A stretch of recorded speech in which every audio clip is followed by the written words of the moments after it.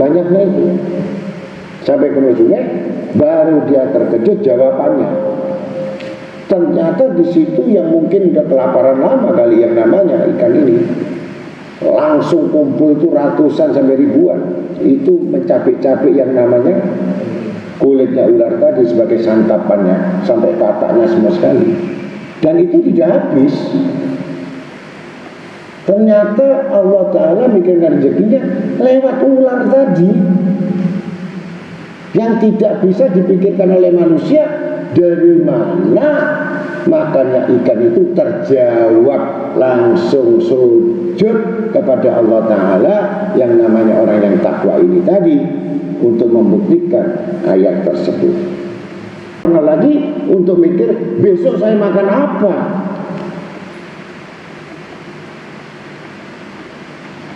Karena jawabannya sudah ada.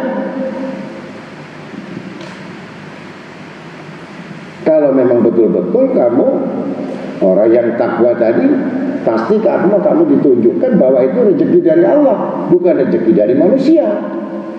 Beda. Gitu. Ini tenang. Jadi orang yang sudah merasakan tentang janji Allah, dia akan tenang. Maka dia punya sifat qanaah. Ini yang kelima. Muncul 6 itu qanaah.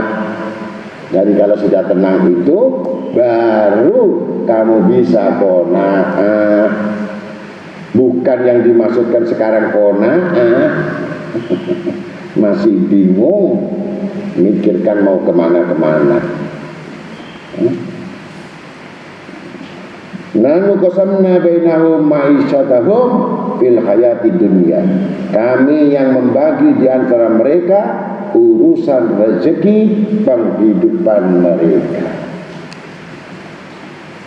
Jadi rezekimu itu gak bisa diambil orang lain, dan kamu juga tidak bisa mengambil rezekinya orang lain kepadamu.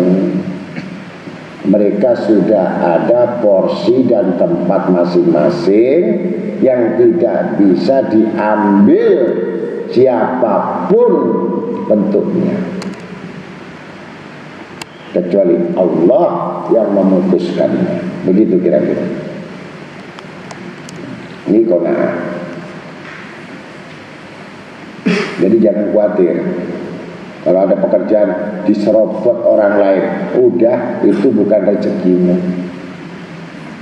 Kalau itu rezekimu, ya akan kembali sama kamu. Nggak perlu repot-repot, ngapain kamu marah? Itu order saya, itu proyek saya, itu saya yang nego, kok kamu nyikat? Ya, gitu. Memang bukan rezekimu. Bisa jadi yang diserobot tadi jadi masalah, lah kamu diselamatkan Allah Ta'ala. Bisa musibah itu membuat kamu selamat, bisa yang menganggap kamu itu tidak selamat jadi celaka. Maka kamu harus punya husnudzon billah, sangka yang baik pada Allah. Bisa jadi Allah itu membuat pilihan yang baik bagi kamu, bukan baik menurut ukuran kamu. Paham sudah? Itu namanya qanaah. Kemudian yang ketujuh, tawakal, berserah diri kepada Allah. Wa tawakkal Allah haqqil ladzi la yamutu walallah. Fa tawakkallu in kuntum mu'minin. Berserah dirilah kamu kepada Allah yang hidup, yang tidak mati, kepada Allah. Harus berserah diri jika kamu benar-benar mukmin. Ini yang berat. Wajib berserah diri. Ini hukumnya, kalau kamu masih nuntut terus sama Allah, termasuk golongan mukmin atau tidak? Maumu itu bukan maunya Allah.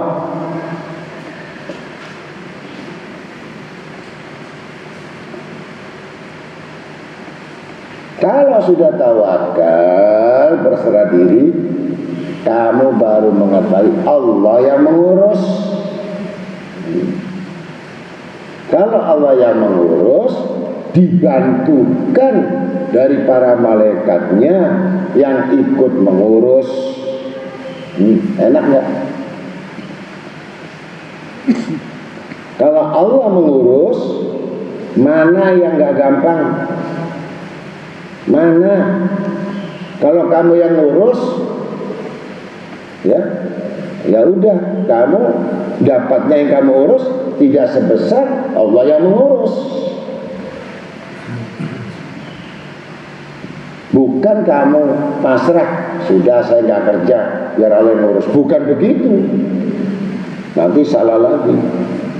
Ikhtiar, dengan kalimat ikhtiar diisi dengan zikir, diisi dengan doa, diisi dengan tasbih, diisi dengan petunjuk, ternyata mentok, baru kita berserah diri. Bukan yang dimaksud saya berserah diri pokoknya ya, kalau nggak percaya sudahlah. Itu bukan berserah diri, itu orang malas. Beda. Kan Allah yang jamin saya. Itu orang bodoh kan begitu.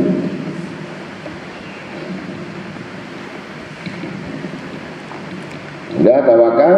Kalau kita bab tawakal nanti ada bab lain, ya, dalam surat At-Tolak yang lain. Itu ada bab yang lain. Ini kita cuma menceritakan tentang apa yang diwajibkan dari 10 syarat pada umat, ya, pada hamba Allah. Yang 8, bersabar menerima takdir dan hukum Allah. Ya ayyuhalladzina amanu sabiru wasabiru. Hai orang-orang beriman, bersabarlah kamu dan latihlah dirimu bersabar. Sampai kapan sabar itu? Sabar gak ada habisnya. Sabar tidak ada batasnya. Sampai Allah yang memutuskan, bukan kamu yang memutuskan. Ini sabar, kamu putuskan, sudah selesai saya sabar. Karena apa? Habis kesabaran saya. Begitu. Itu kan rumusnya manusia. Habis kesabaran saya. Jadi sabar tidak ada batasnya.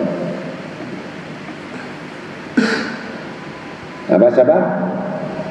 Sabar dalam ketaatan, sabar dalam ibadah, sabar dalam ngaji, sabar dalam musibah, sabar dalam tidak berbuat maksiat. Jangan sabar taat saja, mau maksiat sabar.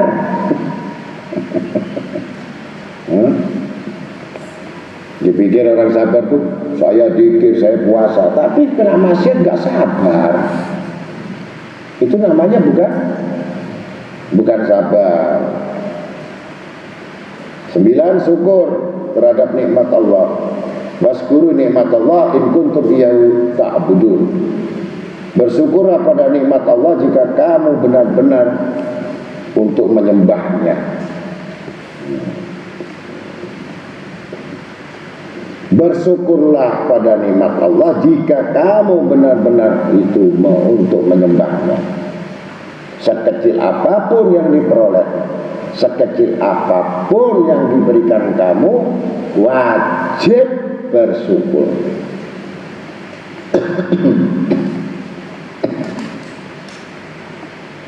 Ada nikmatul iman wal hidayah summa as-sihah wal afiyah.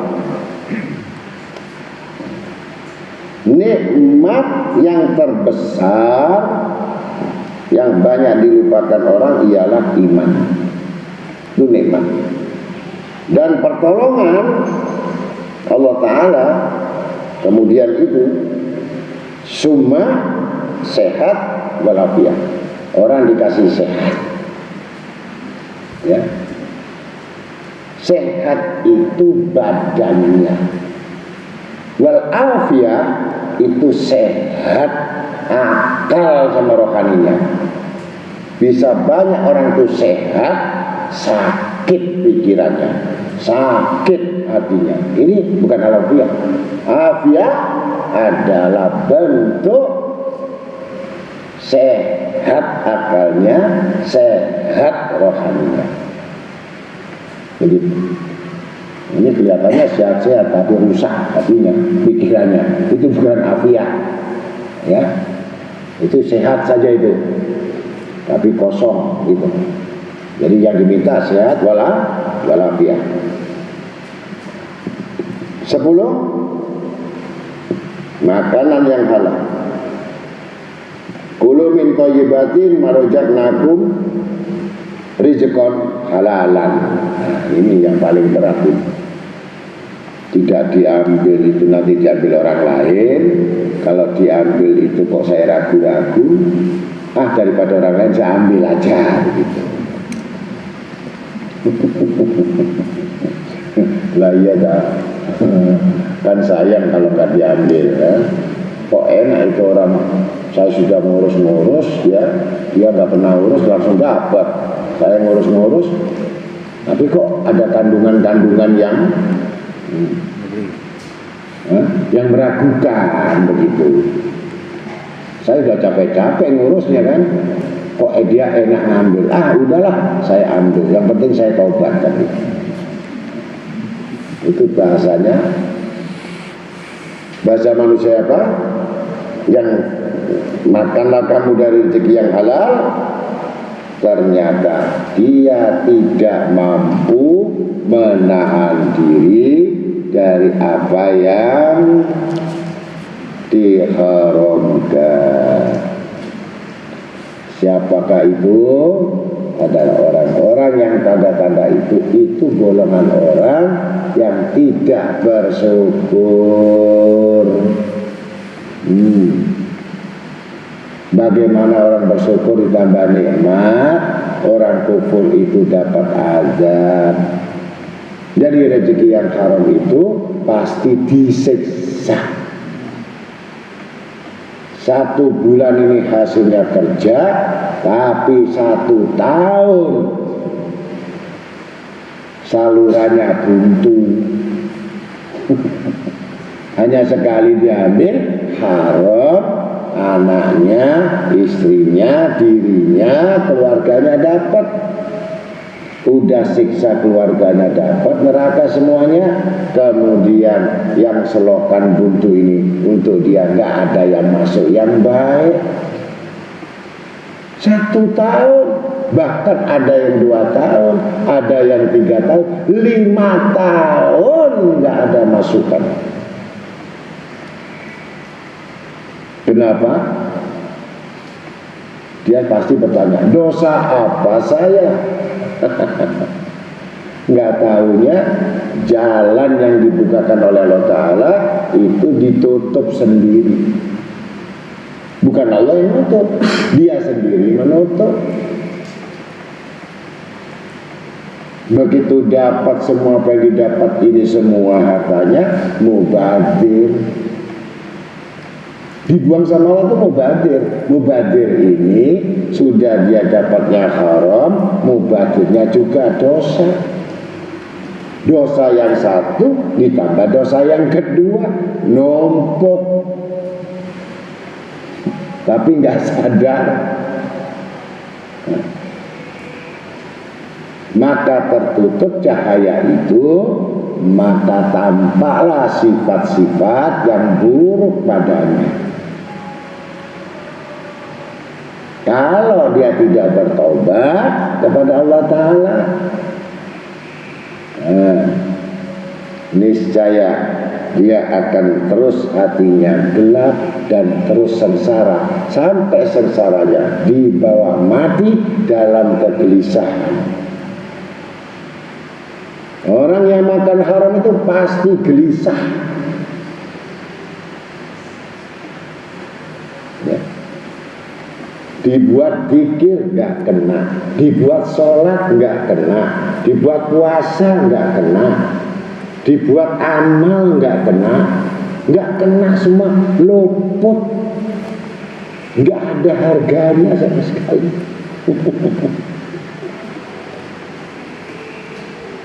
Apalagi dia tahu bahwa nikmat yang sebenarnya itu sehat, itu nggak rasa dia, nggak peduli. Itu tanda-tandanya semua qulub afal, semua perbuatan sudah rusak.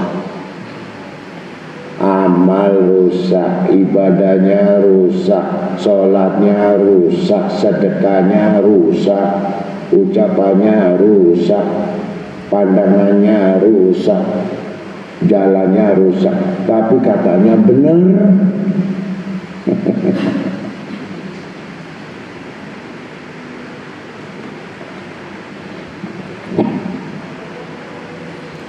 Nah, untuk itulah dari 10 syarat yang diwajibkan ini, belajar salah satu mana yang bisa untuk dijalankan sehingga kita tidak terhalang. Makanya setiap orang yang memberi, orang yang sedekah pasti kuat maunya, tendensinya kuat, berharapnya kuat. Kok nunggu masalah?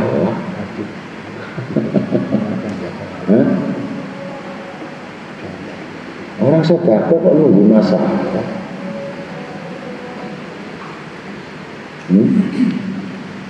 Itu tidak dibalas sama Allah Ta'ala.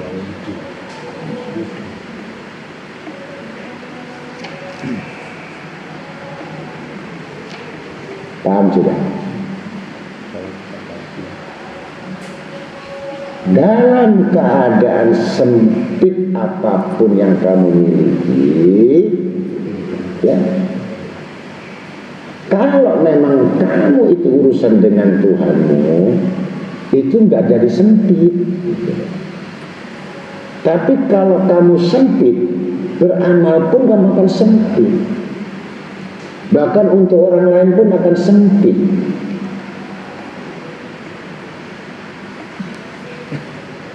Dan amal itu tertolak. Begitu. Paham? Kalau ingin dicintai Allah Ta'ala, bukan orang kaya tadi bisa beramal, itu biasa.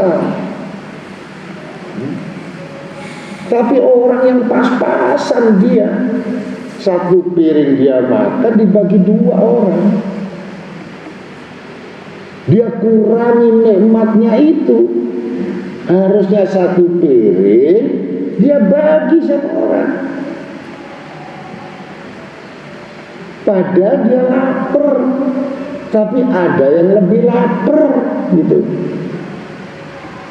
Ini akhlak. Kalau kamu misalkan nasimu 10, kamu makan 1, kamu bagikan 2, 9, biasa itu, kamu lebih kok. Tapi yang ajaib ini, satu piring yang dia nikmati enak, maka kelihatan satu pandangan matanya, setiap biji nasi itu kelihatan anak yatim, kelihatan orang miskin yang tidak makan, kelihatan yang makan nasi tajen. Innalillah, langsung ditutup, selesai separuh, dibungkus kasih orang.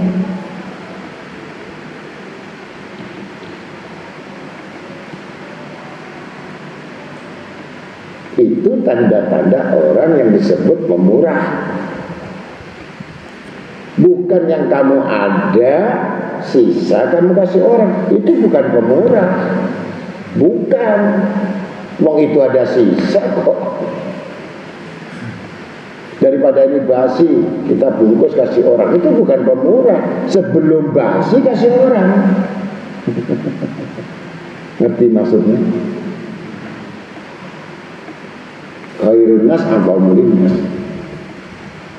Nah, ketahuan itu orang pemurah atau tidak, itu bisa dibaca.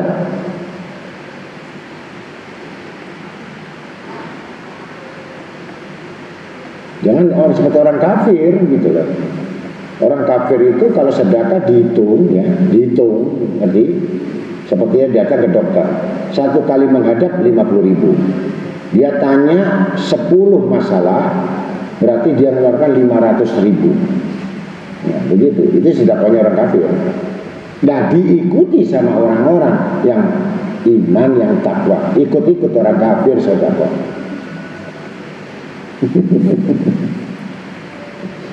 Paham sudah? Bukan ada masalah, ada beban, kamu sadar. Bagaimana Allah kabulkan?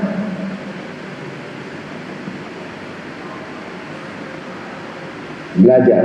Ketika kita makan satu hari 3, ya ada 3, satu piring itu kamu tahan, satu piring itu kasih orang lain. Kalau kamu ada 3 piring di kulkas untuk seminggu, nah itu biasa. Itu bukan pemurah. Yang pemurah itu dia ada yang dimakan 3 piring, ada 1 piring yang bukan hak saya.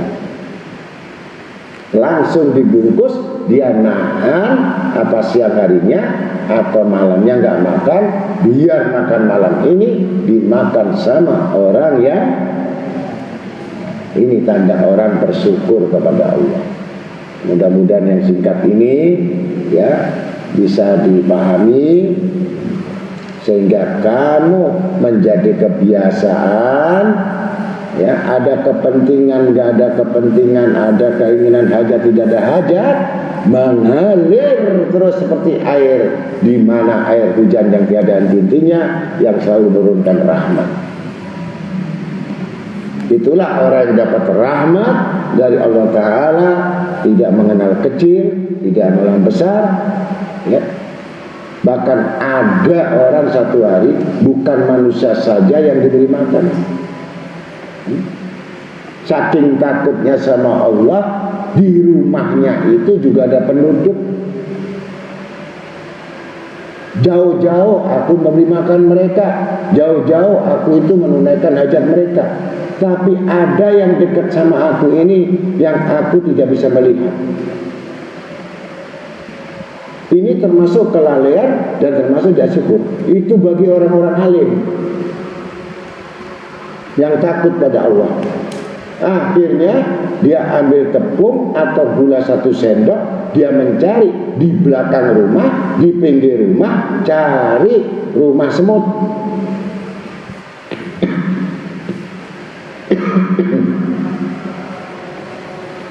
Dan istiqomah, andai kata malam dia keluarkan 1 sendok atau pagi hari 1 sendok, dia tahu sudah ada rumah.